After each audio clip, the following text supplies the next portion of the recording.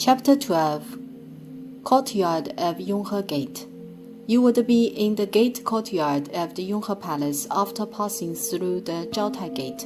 The screen wall was standing at the position of the Zhaotai Gate during the times of the princely establishments of the Imperial Prince Yong. In other words, the area between the Zhaotai Gate and today's treasure house was circled in when the princely establishments were transformed into the palace. The courtyard of the Yonghe Palace is the area between the Zhaotai Gate, number 4 on layout, and the Yonghe Gate, number 11 on layout. Visitors may take a glance at the courtyard and you will find it is a courtyard of typical aesthetics in China proper. Chinese aesthetics is symmetry. All things are arranged symmetrically. A pair of lions, a pair of flagpoles, a pair of drum and bell towers, a pair of stelae pavilions, a pair of arch gate, west and east. The bell tower lies in the east, while the drum tower in the west, which is the depiction of Chinese idiom 晨钟暮鼓, literally bell tolling in the morning and drum striking in the evening. So you may find that all these things are placed decorously in symmetry. This courtyard is the first plaza of the Yonghe Palace, where many activities were held in the past. For instance, during the 2 days from the end of the first lunar month to the first day of the second lunar month, there was a Vajra dance to exorcise evil spirits. Vajrabhairaba exorcism dance being performed in this courtyard and many other rituals. Vajrabhairaba exorcism dance is a kind of a shaman dance called Cham, Chinese Qiangmu, with total 14 scenes throughout the whole dancing performance. It is also known as 跳步扎 in folk tales. I haven't had the chance to watch 跳步扎 in the Yonghe Palace, but in Dazhao of Huahot, quite spectacular. The trees on the plaza are symmetrical as well. There are a dozen old trees aged from over 100 years as the youngest ones to over 300 years as the oldest ones. We mentioned that the courtyard was constructed afterwards. How did these aged trees get here? There were no trees in the courtyard since it was built afterwards. There had been 2 expansion phases on the Yonghe Palace in history. One started from the 9th year of the Qianlong Emperor, 1744 CE, and the other the 44th year of the Qianlong Emperor, 1779 CE. The emperor paid a visit here in the 48th year of the Qianlong Emperor, 1783 CE. He felt it was too vast and clean. Actually, when expansion phase 2 started, the emperor was already aware of the vastness about the front of the gate. There was a hutong called Wu Dao Ying in the west of the Yonghe Palace.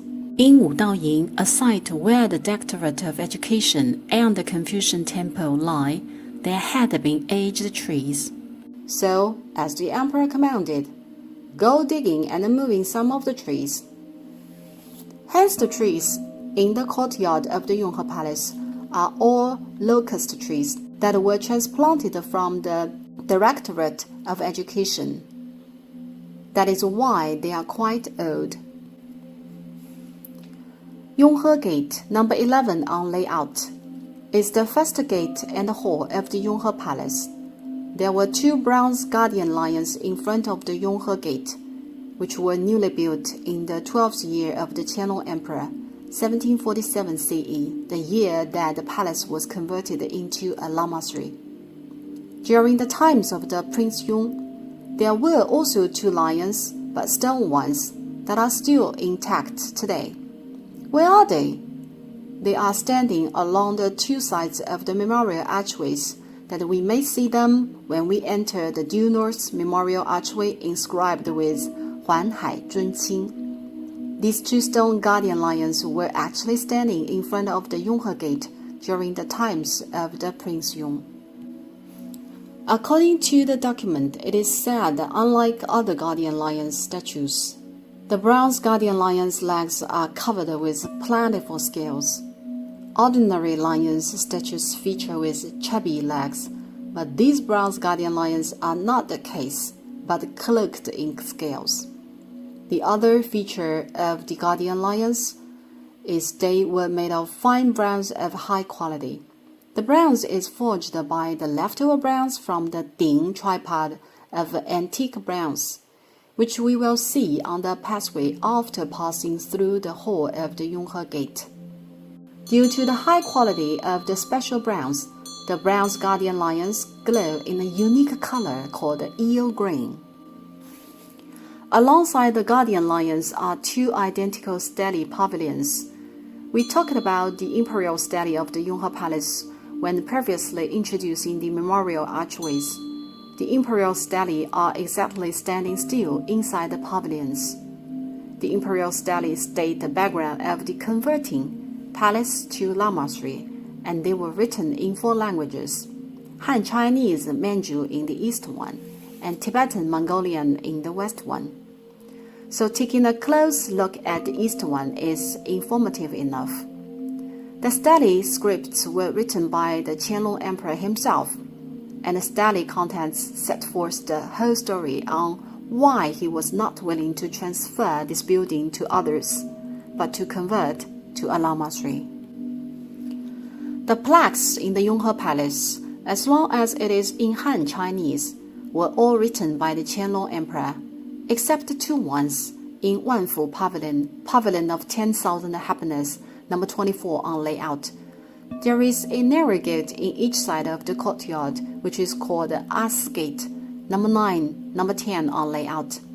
As Gate is actually a Manchu term which is equivalent to outer gate in Han Chinese.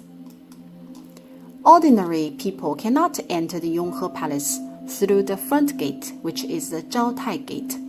As gates are the functioning gates for them to get in and out. The Zhaotai Gate and the Imperial Carriage Pathway are for the Emperor solely. We may walk through the west and the east As Gate to enter the courtyard of the Yonghe Palace. As we talked previously that the Yonghe Palace ever consisted of 3 north-south vertical axes. Guandi Temple could be seen if someone walked out of the west As Gate, while out of the east As Gate there were 2 side yards, behind which lay the East Academy. One of the 2 neighboring yards is called the residence of the abbot or head of a monastery. There was an inner court in the Yonghe Palace where administrative affairs of the emperor were handled. The summer resident office staff lived in the residence of the abbot, called the head of the Yonghe Palace. The other yard was called the bronze pot yard, which was very peculiar.